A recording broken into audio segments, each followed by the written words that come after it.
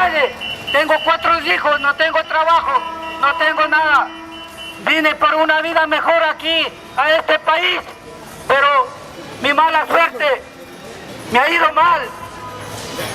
Señor diputado, vota por la ILP, por favor. Gracias.